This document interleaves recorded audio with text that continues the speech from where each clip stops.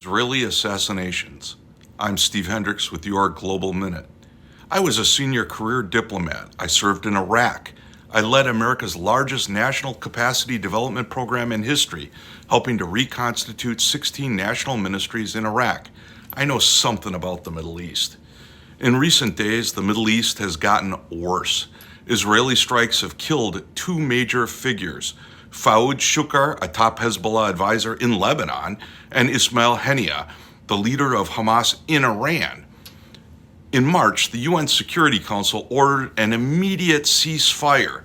These recent strikes not only defy the UN Security Council, but also risk significant retaliation, possibly war, which could drag in the US. When one side escalates with such high-profile assassinations, it only invites further violence. Instead of fostering stability, these actions fuel ongoing conflict. Moderate Arab states who once trusted Israel's commitment to peace now face a tricky situation. Israel's actions undermine their stance and credibility, making it harder for them to support or mediate.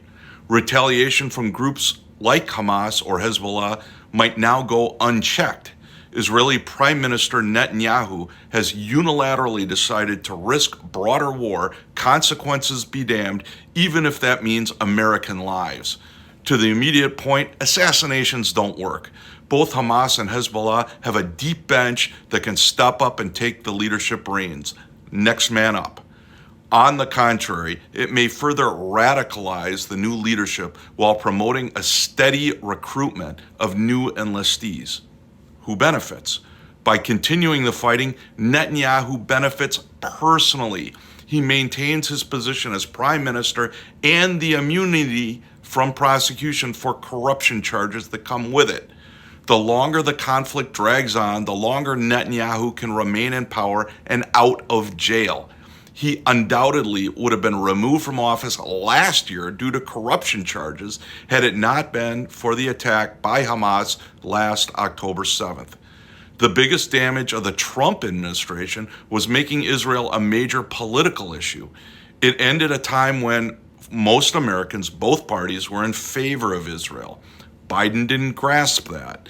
As a result, Gaza, along with immigration, have become the key foreign policy sources for his mediocre polling numbers. The majority of Jewish Americans do not support a genocide in Gaza. They would like to see the White House be more assertive with Netanyahu. As tensions rise and conflict continues, the path to peace remains elusive. It's time for cooler heads to prevail. And that includes the White House and Capitol Hill. Presidential candidates, take note. American values of justice and human rights should guide foreign policy. They do not favor Netanyahu. It's time to keep hope alive. Let's work for peace and justice. Please like, share, favorite, comment, follow, and subscribe. I'm Steve Hendrix for your Global Minute.